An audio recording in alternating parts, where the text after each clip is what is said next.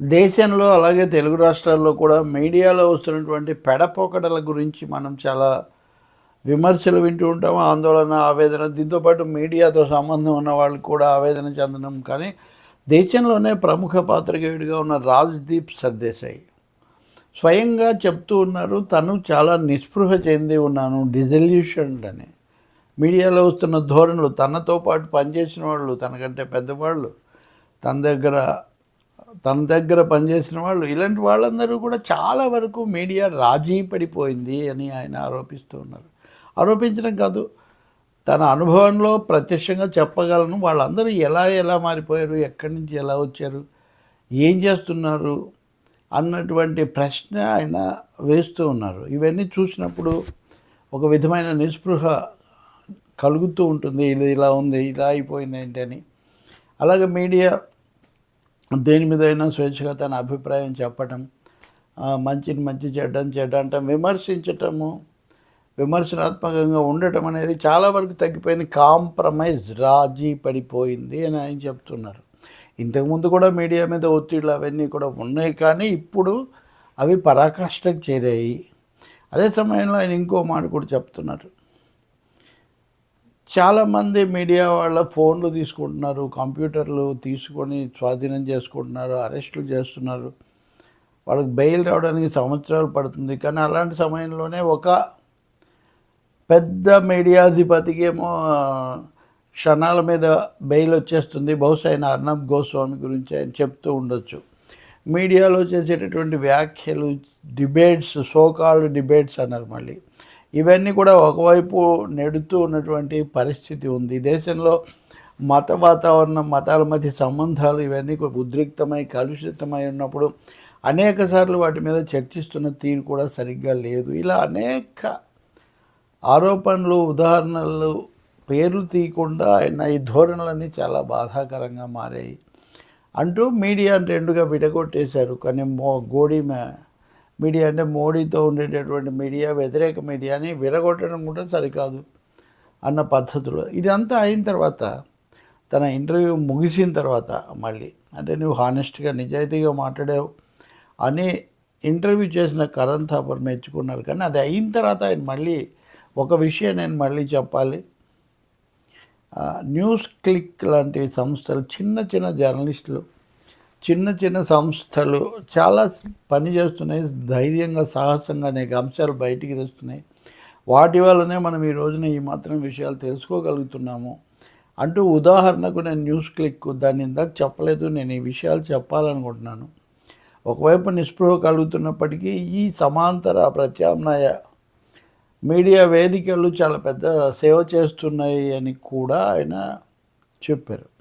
చాలా విషయాల మీద, ముఖ్యంగా దేశంలో మత వాతావరణం దిగజారిపోవటం, టోకున ఫిరాయింపులు, అలాగే ఈడీ, సిబిఐ, ఇన్కమ్ ట్యాక్స్ ఇట్లాంటి వాటిని నచ్చని వాళ్ళ మీద ఇదివరకు ఎప్పుడూ లేనట్టుగా ప్రయోగించటం, ఇందిరాగాంధీ హయాంలో కూడా జరిగినప్పటికీ ఇప్పుడు వాటిని చాలా తీవ్ర స్థాయిలో ప్రయోగించటం, ఇవన్నీ చాలా ఆందోళన కలిగిస్తున్నాయి, కలత చేస్తున్నాయి అని ఇంక చివరికో మాట అన్నాడు. కొద్ది రోజుల కిందట దుష్యంత్ దవే అనే ఒక సీనియర్ సుప్రీంకోర్టు అడ్వకేట్ను కూడా కరణ్ థాపర్ ఇంటర్వ్యూ చేశాడు వైర్లో. ఆ ఇంటర్వ్యూ చేసినప్పుడు దుష్యంత్ దవే అనేక విధాల ఆవేదనలు, విమర్శలు చేస్తూ, అసలు ఇవన్నీ చూస్తుంటే న్యాయ వ్యవస్థ పరిస్థితి ఇలా ఉందని కొన్నిసార్లు రాత్రులు నాకు నిద్ర కూడా పట్టడం లేదు అని ఆయన అన్నాడు. దాన్ని రాజ్‌దీప్ సర్దేశాయ్ మళ్ళీ కోట్ చేసి, నిద్ర పట్టట్లేదని నీతో దుష్యంత్ దవే ఏ మాట అయితే చెప్పాడో అది నాకు కూడా వర్తిస్తుంది. ఒక్కోసారి పూర్తిగా కలత చెందుతున్నాను, కానీ ఇటువంటి వాళ్ళని చూసినప్పుడే కొంచెం నిలబడవచ్చు అనిపిస్తుంది అన్నాడు. కరణ్ థాపర్ గురించి కూడా బెస్ట్ ఇంటర్వ్యూయర్ దేశంలో అని ఆయన కూడా చెప్పారు. కానీ రాజ్‌దీప్ సర్దేశాయ్ మాట్లాడిన దాంట్లో మటుకు ఒక అంశం స్పష్టంగా చెప్పొచ్చు. ఇవన్నీ బాలేవు, దేశంలో పరిస్థితులు బాలేవని ఆయన చెప్తున్నారు. కానీ నరేంద్ర మోదీ హయాంలో ఇవన్నీ జరుగుతున్నాయి, లేకపోతే వీటన్నిటికీ నరేంద్ర మోదీ ఒక ప్రతీకగా, సింబల్గా ఉన్నాడన్న అంశాన్ని మటుకు చెప్పలేదు ఆయన. చెప్పకపోగా నరేంద్ర మోదీ ఏ విధంగా ఆయన సరైన సమయంలో సరైన వ్యక్తి ఆయన. నరేంద్ర మోదీ సరైన సమయంలో సరైన వ్యక్తి. అందుకని గుజరాత్లో అయినా దేశంలో అయినా ఆయన సరైన సమయంలో ఉన్నారు కాబట్టి ఇప్పుడు ప్రజాస్వామ్యం ఖూనీ అయిపోయింది అది ఇదని మనం అనొచ్చు. కానీ దేశం యొక్క జీడిపి తక్కువైనప్పటికీ ప్రపంచంలో మంది ఫాస్టెస్ట్ గ్రోయింగ్ ఎకానమీ, అతివేగంగా అభివృద్ధి చెందుతున్న ఆర్థిక వ్యవస్థ, ఇట్లాంటి మాటలన్నీ విన్నప్పుడు 3 సార్లు వరుసగా మెజారిటీ పొందగలిగి ప్రజల ఆమోదం కూడా పొందగలిగినప్పుడు అది పరిస్థితి అని మనం అనుకోవాలంటే మోదీ మీద నేరుగా కాదు కదా, కనీసం సూచనగా కూడా విమర్శ చేయడానికి ఆయన సిద్ధంగా లేరు. అప్పుడు దీని అంతటికి ఎవరు బాధ్యులు? మరి సర్వాధికారాలు ఆయన చేతిలో ఉన్నాయి కదా. అదే సమయంలో రాహుల్ గాంధీ గురించి, రాహుల్ గాంధీ తప్పకుండా ఒక ప్రత్యర్థిగా నిలబడి పోటీగా సరైన వాదనలు వినిపించారు, ఆదరణ పొందారు, ఇవన్నీ చెప్తూనే కానీ రాహుల్ గాంధీ అక్కడ నాయకుడిగా ఉండటమే కాంగ్రెస్ పెరగడానికి ఆటంకంగా ఉంది అని ఒక విచిత్రమైన వాదన చేశారు. రాహుల్ గాంధీ అక్కడ ఉన్నంత వరకు ఇంకా పార్టీ పెరగదు, ఇంకా బలహీనమైపోతుంది.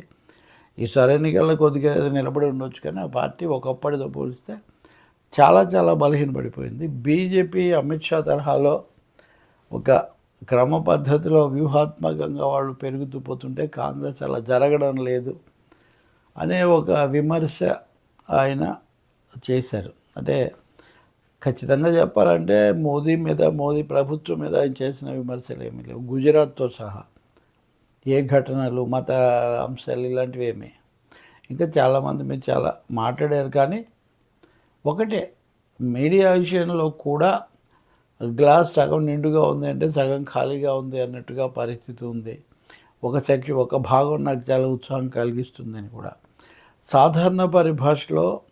అలాగే ఈవీఎంల మీద కూడా, ఈవీఎంలే దీనికి కారణమని ఓడిపోయినప్పుడు అంతా అంటే కుదరదు అని చెప్పాడు ఆయన. కానీ ఎన్నికల సంఘం పారదర్శకంగా ఏదో ఒక వివరణ ఇవ్వాలి అన్నారు. మొత్తం మీద ఇలా చూస్తే చంద్రచూడ్ గురించి కూడా మాట్లాడారు. చంద్రచూడ్ ఇచ్చిన కొన్ని తీర్పులు కొన్ని సమస్యలకు దారితీసి ఆయన ఒప్పుకుంటూనే ఆయన వ్యక్తిగతమైన నైతికత, నిష్ఠ వాటిని మటుకు తనేం ప్రశ్నించలేను అన్న పద్ధతిలో మాట్లాడారు. అందుకనే పరిస్థితికి బాగలేదు విచారిస్తున్నాను అంటూనే పరిస్థితికి కారణమైన వ్యవస్థలు, వ్యక్తులను విమర్శించడానికి మటుకు ఆయన సిద్ధంగా లేరని స్పష్టమవుతుంది.